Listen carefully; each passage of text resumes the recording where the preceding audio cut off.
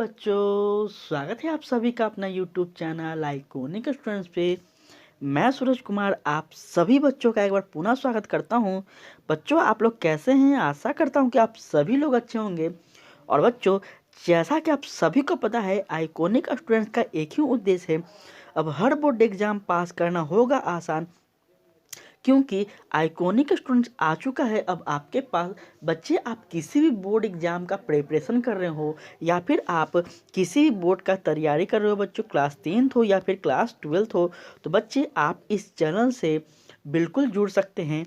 और बच्चों, आपको बता दें कि यह चैनल आपके लिए, आप किसी भी बोर्ड एग्जाम का तैयारी कर रहे हो, चाहे आप सीबीएसई का कर रहे हो बच्चे, बिहार बोर्ड का कर रहे हो, या फिर आप किसी भी राज्य का बोर्ड एग्जाम देने वाले हो बच्चों, यहाँ पे आपको सभी राज्य के सभी बोर्ड एग्जाम को ध्यान में रखकर, और हिंदी माध्यम से हो चाहे इंग्लिश माध्यम से हो बच्चे, सभी को ध्यान में रखकर यहाँ पे क्लासेस ली जाती है।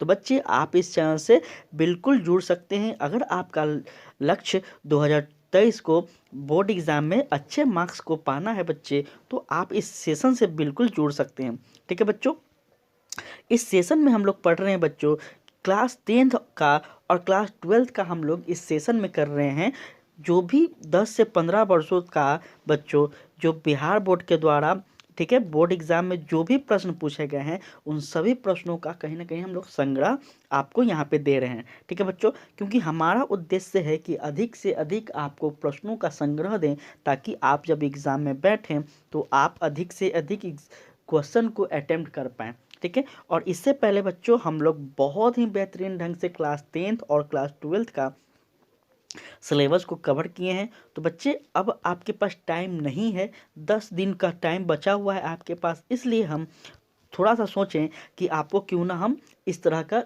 एक बैच के रूप में दें, ताकि आप अधिक से अधिक क्वेश्चन को देखें और समझें और अपने एग्ज़ाम में अच्छे मार्क्स लाने के लिए कुछ कर सकें। ठीक है बच्चों, तो चलिए इसी के साथ हम लोग जल्दी जल्दी हम लोग अपने प्रश्नों की संग्रह को देखते हैं। तो बच्चों, याद रखिएगा कि यह बैच चल रहा है जो बोर्ड एग्जाम के द्वारा डायरेक्ट पूछे गए प्रश्न हैं, उन सभी प्रश्नों को हम आपको करवा रहे हैं। ठीक है बच्चों, तो चलिए प्रश्न नंबर पहला कहता है कि प्रति वर्ष जल उपलब्धता की दृष्टि से भारत का विश्व में कौन सा स्थान है। बहुत ही इंपॉर्टेंट प्रश्न है बच्चों, और यह आपका ज्योग्राफी का जल संसाधन जो हम पढ़ाए थे चैप्टर, आप प्लेलिस्ट में जाकर देख सकते हैं, बहुत ही बेहतरीन ढंग से पढ़ाएं। यह उसी का क्वेश्चन है बच्चों। ठीक है, तो इसका आंसर क्या हो जाएगा बच्चों? इसका आंसर हो जाएगा आपका ऑप्शन नंबर डी, अर्थात 133वां स्थान है। ठीक है बच्चों, प्रति व्यक्ति व्यक्ति प्रति वर्ष जल उपलब्धता की दृष्टि से भारत का विश्व में 133वां स्थान है। ठीक है बच्चों, यह सब याद रखिएगा, बहुत ही इंपॉर्टेंट प्रश्न है। प्रश्न नंबर 2 की बात की जाए तो कह रहा है वर्षा जल संग्रहण ढांचा हर घर में बनाना किस राज्य में कानूनी अनिवार्य है। ठीक है, कानून अनिवार्य है। तो बच्चों, थोड़ा सा यहाँ पे डबल मीनिंग हो गया है, तो आप लोग समझ जाए कानूनी लिखने का मतलब था। ठीक है, टाइपिंग के समय थोड़ा सा मिस हो गया मेरे से। इसका सही आंसर है बच्चों ऑप्शन नंबर बी, अर्थात तमिलनाडु। अगर बच्चे हमारा आप पहले का लेक्चर देखे होंगे, अगर हमारे आप मतलब रेगुलर आप हमारे स्टूडेंट होंगे, तो बिल्कुल आप प्रश्नों को सही कर पा रहे होंगे, क्योंकि जो मेरा नोट्स है बच्चों, जो हम आपको नोट्स दिए हैं, उस नोट्स से बाहर कोई भी बोर्ड का हो, उस नोट्स से बाहर नहीं जाएगा। ठीक है बच्चों, तो आप लोग से उम्मीद है कि आप हमारे नोट्स को भी जरूर पढ़ रहे होंगे। चलिए आगे कह रहा है कि बिहार में अति जल दोहन से किस तत्व का संकेतन बढ़ता है। तो बच्चों याद रखिएगा, जो बिहार के हम लोग जल के बारे में पढ़े थे, उसमें हम लोग पढ़े थे कि बिहार में जो अति जल संकेतन है वह किसके अध्ययन से बढ़ता है। तो ऑप्शन नंबर सी हो जाएगा, आर्सेनिक के कारण क्या होता है, बढ़ता है बच्चों। ठीक है, ऑप्शन नंबर सी इसका सही आंसर हो जाएगा। कहता है प्रश्न नंबर 4 कि कुल जल का कितना प्रतिशत भाग महासागरों में निहित है। तो बच्चों, हम आपको बताए थे, अगर आप हमारा लेक्चर देखे होंगे तो आपको बिल्कुल इस प्रश्न का उत्तर याद होगा, कितना प्रतिशत भाग निहित है। तो याद रखिएगा बच्चों, 96.5% भाग जो है, ठीक है बच्चों, 96.5% जो भाग है वह कितना है, तो महासागरों में निहित है। ठीक है बच्चों, चलिए 5 नंबर प्रश्न कह रहा है आपका कि प्राणियों के शरीर में कितना प्रतिशत जल की मात्रा निहित है। तो बच्चों याद रखिएगा, जो हमारा प्राणी मतलब हम लोग हैं, जो मनुष्य के शरीर में जो जल है वह कितना प्रतिशत है बच्चों, तो आपको याद रखना होगा वह मात्र 65% है बच्चों। ठीक है, 65% बच्चों हमारे शरीर में क्या होता है, जल की मात्रा उपलब्ध होती है। ठीक है, चलिए आगे हम लोग प्रश्न नंबर 6 की ओर देखते हैं बच्चों। तो कह रहा है देश के बांधों को किसने भारत का मंदिर कहा है बच्चों। और यह प्रश्न बहुत ही इंपॉर्टेंट प्रश्न है, और यह प्रश्न हम लगभग आपको इसी सेशन में 3-4 बार आपको रिवाइज करवा चुके हैं। तो बच्चों फटाफट आप लोग कमेंट में इसका आंसर देते चले। इसका सही आंसर हो जाएगा बच्चों ऑप्शन नंबर सी, अर्थात पंडित नेहरू ने। ठीक है, पंडित नेहरू ने क्या कहा है, पंडित नेहरू ने कहा है कि अपने देश के बारे में मतलब भारत के बारे में कि देश के जो बांध होते हैं बच्चों वह क्या होते हैं, तो भारत का मंदिर कहा गया उसे। ठीक है, चलिए 7 नंबर प्रश्न कर रहा है कि बृहद क्षेत्र में जल की उपस्थिति के कारण ही पृथ्वी को कहते हैं, क्या कहते हैं बच्चों, तो यह आपका ऑप्शन हो जाएगा, क्या कहते हैं, तो नीला ग्रह कहते हैं। ठीक है बच्चों, पृथ्वी को का हम एक और नाम क्या जानते हैं, तो पृथ्वी को हम लोग एक और नाम से क्या जानते हैं, नीला ग्रह से जानते हैं। क्यों, क्योंकि पृथ्वी पर अधिक मात्रा में क्या है बच्चों, तो जल की मात्रा अधिक है, इसलिए हम लोग इसे नीला ग्रह के रूप में मतलब कहते हैं। ठीक है, प्रश्न नंबर 8 कह रहा है बच्चों कि विश्व के कुल जल का कितना प्रतिशत महासागरों में पाया जाता है। तो बच्चों यह ऑप्शन आपका क्या हो जाएगा, ये इसका ऑप्शन आपका हो जाएगा ऑप्शन नंबर ए, अर्थात 96.5%, जो कि हम लोग अभी ऊपर देखे हैं। देखिए प्रश्नों को दोहराने का मेरा मतलब यही है बच्चों कि आप समझ सकें कि बोर्ड के द्वारा जो है यह प्रश्न कितना ज़्यादा इंपॉर्टेंट है बच्चों। ठीक है, यह प्रश्न अधिक से अधिक यह सब प्रश्न दोहराया गया है बच्चों, तो आप लोग सीरियसली इसे लेंगे, और जहाँ भी हैं अब कुछ ही दिन बचा हुआ है तो आप लोग रिवाइज करते रहेंगे। बच्चों आपसे रिक्वेस्ट करते हैं कि आप सभी से रिक्वेस्ट है कि आप इस सेशन को अधिक से अधिक शेयर कर दें बच्चे। देखिए बच्चे सेशन को शेयर कर दीजिएगा तो वो भी बच्चे जो बोर्ड एग्ज़ाम का प्रिपरेशन कर रहे हैं कहीं भी हैं वो भी इस सेशन से जुड़ जाएंगे और उनको भी फ़ायदा मिल पाएगा। और अधिक बच्चे हमारे सेशन पे अगर जुड़ते हैं तो हम प्रयास करेंगे बच्चे कि आपके लिए बेहतर से बेहतर कंटेंट लाएं, बेहतर से बेहतर ट्रिक बताएं आपको, ताकि आप एग्ज़ाम में बेहतर से बेहतर प्रदर्शन कर पाएं।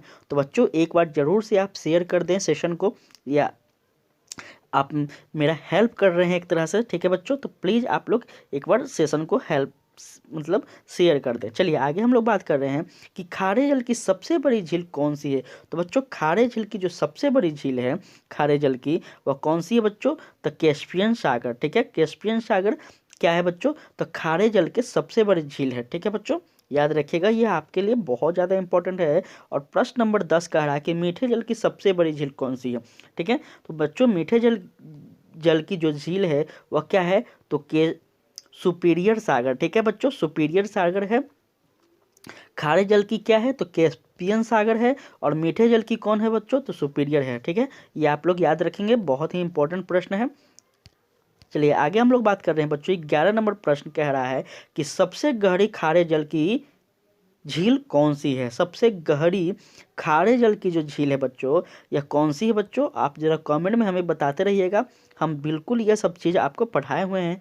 तो बच्चों आपके सामने उत्तर ये रहा, क्या है, मित्र सागर जो है ऑप्शन नंबर ए इसका सही आंसर हो जाएगा बच्चों। इसका सही आंसर क्या हो जाएगा, ठीक है, मित्र सागर। ठीक है बच्चों, आपको इस सभी प्रश्नों का जो है क्वेश्चन का पीडीएफ आपको टेलीग्राम पे मिल जाएगा, टेलीग्राम आप लोग जरूर से ज्वाइन कर लीजिएगा।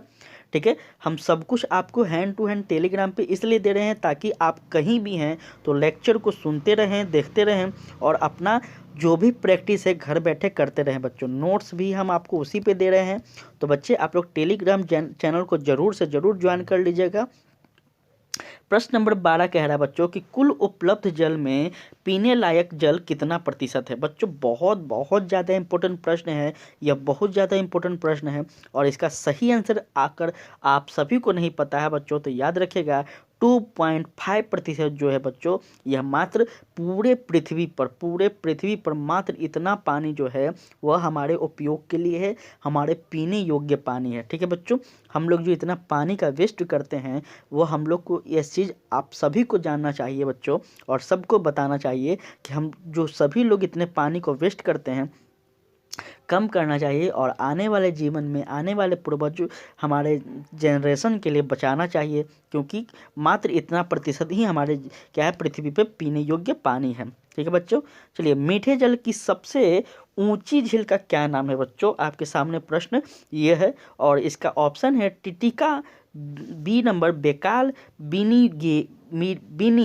पेग, या फिर बिंडर सर। तो बच्चा इसका सही आंसर आपका हो जाएगा टिटिका। ठीक है बच्चों, ऑप्शन नंबर ए इसका सही आंसर हो जाएगा। मीठे जल की सबसे ऊंची झील क्या है, तो टिटिका है बच्चों, याद रखिएगा। ठीक है, आप सभी से रिक्वेस्ट करते हैं बच्चों कि आप लोग कमेंट में ज़रूर हमें बताएंगे कि आपको यह सेशन कैसा लग रहा है। और हाँ बच्चों, अगर आप नए हैं तो प्लीज़ बच्चों आप लोग चैनल को सब्सक्राइब कर लें, ताकि आपको यहाँ पर रेगुलर क्लासेस जो भी आपके बोर्ड एग्जाम से फ़ायदेमंद हो वो आपको मिलता रहे।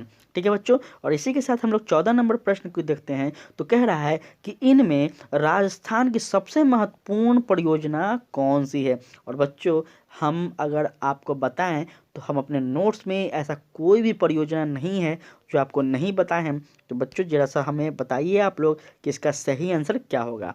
तो बच्चों याद रखिएगा, इसका सही आंसर आपके सामने इस प्रकार है बच्चों। ऑप्शन नंबर सी कहता है क्या, इंदिरा गांधी नगर परियोजना जो है बच्चों, यह राजस्थान की सबसे महत्वपूर्ण परियोजनाओं में से एक है। ठीक है बच्चों, इस बार हमारे जो भी बच्चे हैं, आइकॉनिक स्टूडेंट्स के जितने भी बच्चे हैं बच्चों, आइकॉनिक स्टूडेंट्स के जितने भी बच्चे हैं वह इस बार बोर्ड एग्ज़ाम में तहलका मचा देंगे।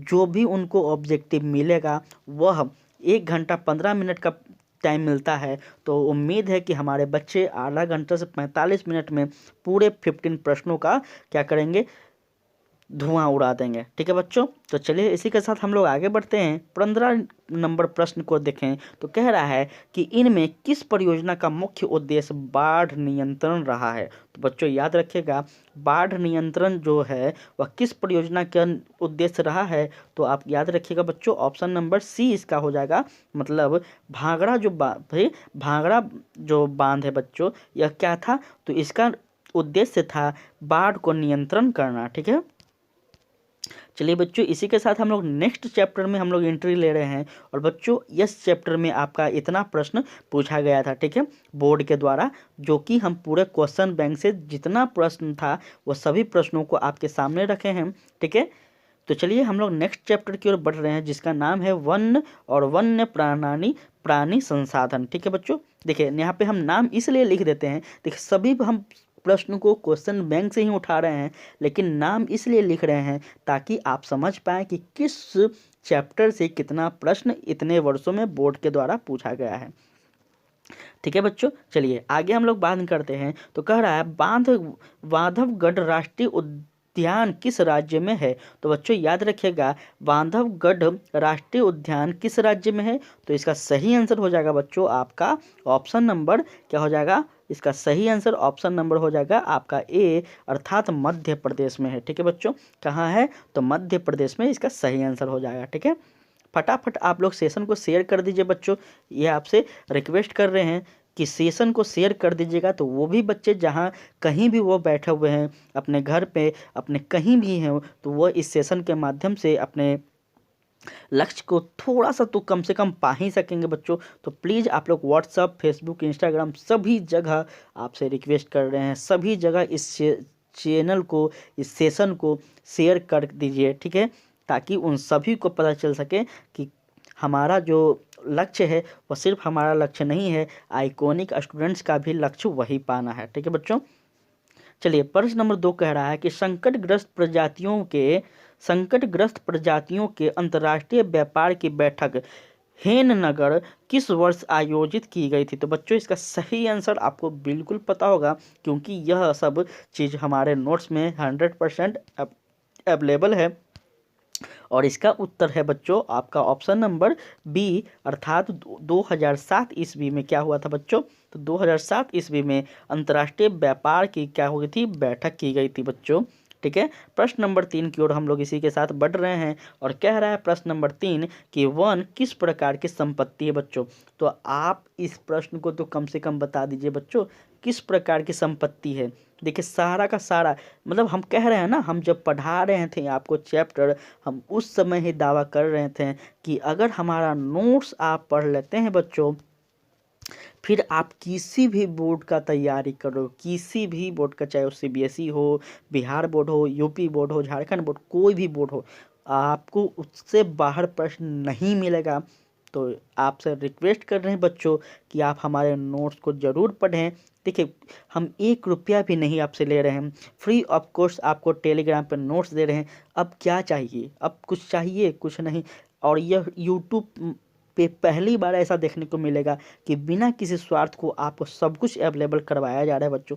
तो अब तो कम से कम आप लोग, बस आपको मेहनत करना है। ठीक है, तो इसका सही आंसर हो बच्चों क्या है, वन किस प्रकार की संपत्ति है, तो नवीकरणीय संपत्ति भी है और राष्ट्रीय संपत्ति भी है। तो इसका सही आंसर हो जाएगा बच्चों ऑप्शन नंबर सी, अर्थात ए और बी दोनों। ठीक है बच्चों, तो चलिए इसी के साथ हम लोग आगे बढ़ते हैं। उम्मीद करते हैं कि इस प्रश्न का आप लोग उत्तर दे चुके होंगे कमेंट में। चलिए आगे हम लोग बात करें प्रश्न नंबर 4 कि फर्नीचर बनाने में किस लकड़ी का उपयोग नहीं लाई जाती है बच्चों। तो याद रखिएगा फर्नीचर बनाने समय जो है वह चीड़ की जो लकड़ी होती है बच्चों, इसका उपयोग बिल्कुल भी नहीं होता है। तो इसका सही आंसर हो जाएगा ऑप्शन नंबर ए।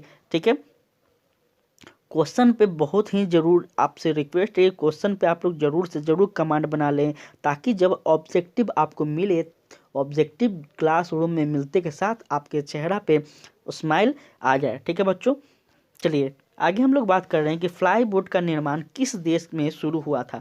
तो बच्चों याद रखिएगा फ्लाईवुड का जो निर्माण हुआ था वह किस देश में हुआ था। तो ऑप्शन नंबर सी अर्थात जर्मनी में सबसे पहले किया गया था बच्चों। यह आपका सी ऑप्शन सही हो जाएगा। कह रहा है निम्नलिखित में कौन भारत को छोड़कर अन्य देश में दुर्लभ है। तो बच्चों याद रखिएगा काफ़ी ज़्यादा वो इम्पोर्टेंट प्रश्न यह है आपके सामने कि निम्नलिखित में कौन भारत को छोड़ अन्य देश में दुर्लभ है। तो क्या है, भालू और गीदड़, या फिर बाघ और सिंह, गाय और हाथी, हनुमान और हिरन। तो बच्चों इसका सही आंसर हो जाएगा आपका ऑप्शन नंबर बी अर्थात बाघ और सिंह। ठीक है बच्चों, यह क्या है, तो भारत को छोड़कर अन्य देशों में यह दुर्लभ से पाई जाती है। ठीक है बच्चों, चलिए इसी के साथ हम लोग आगे बढ़ रहे हैं। तो 7 नंबर प्रश्न हमारे सामने इस प्रकार है और कह रहा है कि इनमें कौन हमारे देश से लुप्त हो चुका है। बच्चों याद रखिएगा कौन हमारे देश से लुप्त हो चुका है, विलुप्त हो चुका है, इसके बारे में पूछ रहा है। तो आपको याद रखना होगा बच्चों, चीता जो है वो हमारे देश से लुप्त हो चुकी है, मतलब लुप्त पूर्णतः नहीं हुई है लेकिन लुप्त के कगार पे है। ठीक है बच्चों, तो इसका सही आंसर ए होगा। चलिए 8 नंबर प्रश्न आपके सामने इस प्रकार है बच्चों कि इनमें कौन शाकाहारी नहीं है। तो बच्चों आपको पढ़ाए थे शाकाहारी, मांसाहारी और सर्वहारी, ये आपको हम पढ़ाए हैं। तो बच्चों इसका सही आंसर आप लोग फटाफट कमेंट में देते चलिए। हिरन जो है बच्चों यह क्या है, तो यह शाकाहारी नहीं है बच्चों, सॉरी बच्चों, हिरन तो शाकाहारी ही है। 1 मिनट, हिरन तो शाकाहारी है। तो बच्चों हाँ, थोड़ा सा इसका आप लोग बच्चों एक बार आप लोग कमेंट कर दीजिएगा कि इसका सही आंसर क्या होगा, थोड़ा सा हम कंफ्यूज हैं। ठीक है बच्चों, तो एक बार आप लोग ज़रूर से कमेंट कीजिएगा। इस पे जिस पे हम कंफ्यूज होंगे वो आपको बिल्कुल भी नहीं बताएंगे, क्योंकि हमारा और हमारे चैनल का यही उद्देश्य है कि बिल्कुल सटीक और ओरिजिनल प्रश्न, ओरिजिनल नॉलेज ही आपको दिया जाए। ठीक है बच्चों, चलिए इसी के साथ हम लोग आगे बात करते हैं किस पेड़ की लकड़ी बहुत कड़ी होती है। तो बच्चों याद रखिएगा जो होता है वह सागवान जो होता है बच्चों, सागवान की जो पेड़ की लकड़ी होती है वो बहुत ही कड़ी होती है और यह बहुत ही किफ़ायती दाम में बिकती है बच्चों, याद रखिएगा। चलिए आगे हम लोग कह रहे हैं 10 नंबर प्रश्न क्या कह रहा है बात कि इनमें कौन वन और वन अन्य प्राणियों के विनाश का कारण नहीं बनता है। तो बच्चों याद रखिएगा, क्या कह रहा है, इनमें कौन वन और अन्य प्राणियों के विनाश का कारण नहीं बनता है। तो क्या कह रहा है, इसका सही उत्तर आपको व्यापार एवं वृद्धि। ठीक है, व्यापार की वृद्धि जो है वह क्या कर रहा है, वन और अन्य प्राणियों का विनाश का कारण नहीं है। क्यों नहीं है बच्चों, क्योंकि कृषि क्षेत्र में अत्यधिक वृद्धि होगी तो क्या होगा, वन का और वन्य जीव का प्राण जो विनाश होना निश्चित है। बड़े पैमाने पर विकास कार्य भी होना होगा तो क्या होगा, वन का कटाई होगा और वन्य प्राणी का भी विनाश होगा। पशु चार एवं लकड़ियों की कटाई होगी तब पर भी होगी। तो इसका सही आंसर आप देख सकते हैं ऑप्शन नंबर सी हो जाएगा। ठीक है बच्चों, चलिए आगे हम लोग 11 नंबर प्रश्नों की ओर बढ़ गए हैं और कह रहा है बच्चों कि इनमें कौन सा जीव है जो केवल भारत में ही पाया जाता है। और यह आपके लिए बहुत ज़्यादा इंपॉर्टेंट है बच्चों। अगर आप भारत के बच्चे हैं और अपने भारत के बारे में इतना नहीं जान पाइएगा तो यह तो बहुत ही दुख की बात है। तो ज़रा फटाफट बताइए इसका आंसर क्या हो जाएगा। तो घड़ियाल हो जाएगा बच्चों। यह क्या है, अपने भारत में पाया जाने वाला यह एकमात्र क्या है, जीव है बच्चों, याद रखिएगा। 12 नंबर प्रश्न कह रहा है कि भारत का राष्ट्रीय पक्षी क्या है। तो बच्चों ये तो बच्चा बच्चा बता सकता है कि भारत का राष्ट्रीय पक्षी क्या है, भारत का राष्ट्रीय फूल क्या है, भारत का राष्ट्रीय पशु क्या है, इन सभी चीज़ों को तो जरा बच्चा जल्दी से इसका उत्तर आप लोग देते चलिए बच्चों। इसका सही आंसर आपका हो जाएगा बच्चा मयूर। ठीक है, मयूर जो है वह भारत का राष्ट्रीय पक्षी है बच्चों। फटाफट आप लोग उत्तर को देते चलेंगे कमेंट में। कह रहा है टेक्सट्रोल का उपयोग होता है। टेक्सट्रोल का उपयोग कहाँ होता है बच्चों, तो आपका कैंसर में होता है, याद रखिएगा। ठीक है, टेक्सट्रोल का उपयोग कहाँ होता है, कैंसर में होता है, हम आपको पढ़ाए हैं बच्चों। वन्य जीव बोर्ड की स्थापना किस वर्ष हुई थी। तो बच्चों काफ़ी ज़्यादा इंपॉर्टेंट प्रश्न आपके सामने यह आ चुका है। तो वन्य जीव बोर्ड की स्थापना आपको याद रखना होगा 1994 ईस्वी में की गई थी। ठीक है बच्चों, 94 ईस्वी में की गई थी। चलिए फटाफट हम लोग बढ़ रहे हैं बच्चों। चलिए 15 नंबर प्रश्न की ओर हम लोग पहुंच गए हैं। कह रहा है वन संरक्षण एवं प्रबंधक की दृष्टि से वनों को वर्गीकृत किया गया है। कितने भागों में वर्गीकृत किया गया है बच्चों। तो इसका सही आंसर आपका हो जाएगा ऑप्शन नंबर बी, अर्थात 3 वर्गों में क्या किया गया है बच्चों। तो वन संरक्षण एवं प्रबंधक की दृष्टि से वनों का वर्गीकरण किया गया है बच्चों। चलिए फटाफट हम लोग बढ़ रहे हैं और अभी तक हम लोग 30 प्रश्नों को हम लोग हल कर चुके हैं बच्चों। और आप लोग बताइएगा कि इस 30 प्रश्नों में से आपने कितना सही किया है, क्योंकि एग्ज़ाम आपका है बच्चों, हमारा नहीं। इसलिए अधिक से अधिक प्रश्नों को सही आपका करना दायित्व है। आप लोग कमेंट में ज़रूर हमें बताते रहें। हम लोग बढ़ रहे हैं बच्चों अब खनिज संसाधन की ओर। और खनिज संसाधन में कितने प्रश्न पूछे गए हैं बोर्ड एग्जाम के द्वारा, ये हम लोग देखते हैं। तो पहला प्रश्न इसका कह रहा है बच्चों कि उद्योगों की जननी किस खनिज को कहा जाता है। बच्चों काफ़ी ज़्यादा इंपॉर्टेंट है, काफ़ी ज़्यादा। सबसे पहले आपको बहुत ही इंपॉर्टेंट प्रश्न देखने को मिल गया है कि उद्योगों की जननी किस खनिज को कहा जाता है। तो बच्चों याद रखिएगा ऑप्शन नंबर ए, अर्थात लोहा को, क्योंकि लोहा ही सबसे पहले क्या हुआ था, हमारे धरती पे, हमारे मतलब प्राचीन काल से ही सभ्यता में हमारे लोहा सबसे पहले देखने को मिलता है। इसलिए इसे उद्योगों की जननी या खनिज को कहा जाता है बच्चों, याद रखिएगा।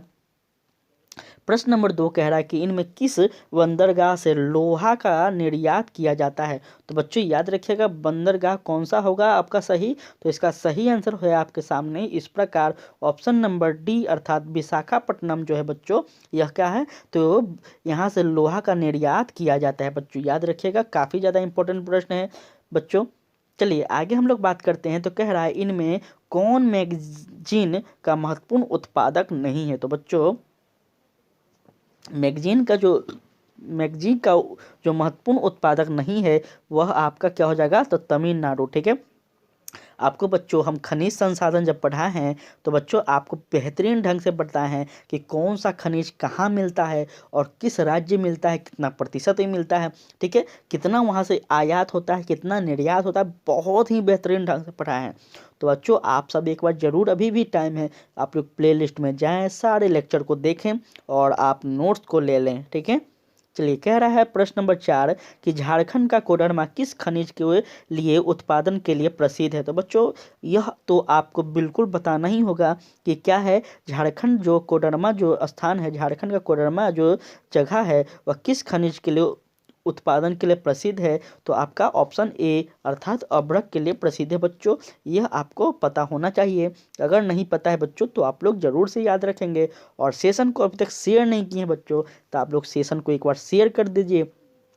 फेसबुक पर, व्हाट्सएप पर, इंस्टाग्राम, जो कुछ आप लोग यूज़ कर रहे हैं बच्चों, एक बार ज़रूर उस सेशन को शेयर कर दीजिए ताकि सभी लोग जान पाएँ कि एकमात्र आइकॉनिक स्टूडेंट ऐसा चैनल है बच्चों जो बोर्ड एग्ज़ाम के बच्चों के लिए बिल्कुल समर्पित है और निःशुल्क बिना किसी तरह का कोई भी भेदभाव किए बिना यहाँ सभी तरह के बच्चों के लिए बिल्कुल फ्री में सारा कुछ अवेलेबल करवाया जा रहा है, नोट्स वोट्स सब कुछ।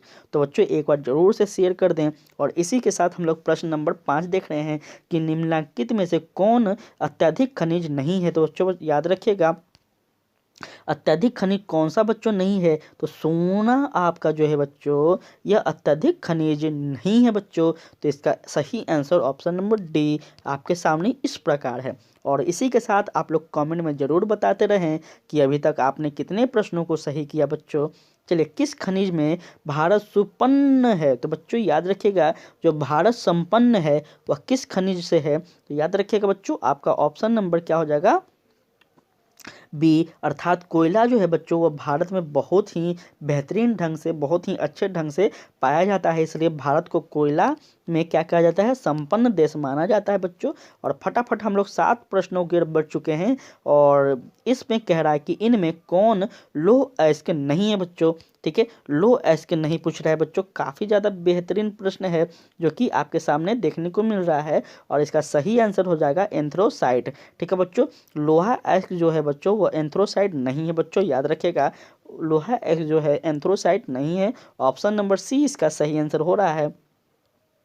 और इसी के साथ हम लोग 8 नंबर प्रश्न की ओर बढ़ रहे हैं। तो कह रहा है भारत में लगभग कितने प्रकार के प्रमुख खनिज मिलते हैं? तो बच्चों याद रखिएगा, भारत में कुल लगभग कितने प्रकार के प्रमुख खनिज हैं? तो आपका हो जाएगा ऑप्शन नंबर बी अर्थात 100, मतलब 100 प्लस ही है बच्चों, लेकिन लगभग पूछ रहा है तो लगभग 100 प्रमुख खनिज भारत में पाए जाते हैं बच्चों। और ये आपको बिल्कुल याद होना चाहिए, ये आपके लिए बेहतरीन प्रश्न होने वाला है। और यह प्रश्न जितना भी हम पढ़ा रहे हैं बच्चों, याद रखिएगा, ये सारा का सारा बोर्ड के द्वारा पूछे गए प्रश्न हैं और 100% उम्मीद है कि दोहराया भी जा सकता है।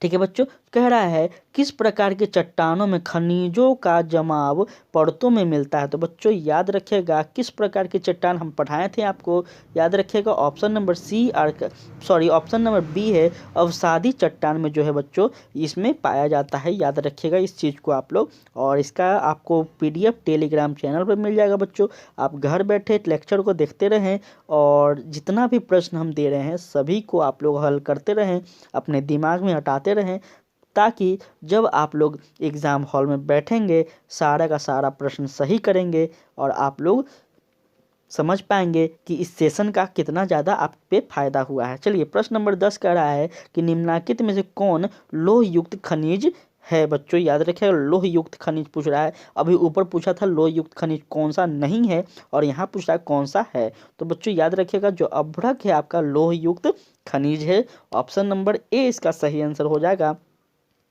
और इसी के साथ हम लोग बच्चों आगे हम लोग बात कर रहे हैं कि निम्न में से कौन सा उद्योग चूना पत्थर की कच्चे माल के रूप में प्रयोग करता है? तो बच्चों याद रखिएगा, चूना पत्थर के जो उपयोग में हम लोग करते हैं वह सीमेंट है। ठीक है, सीमेंट है, आपको इस चीज़ का बिल्कुल ज्ञान होना चाहिए बच्चों।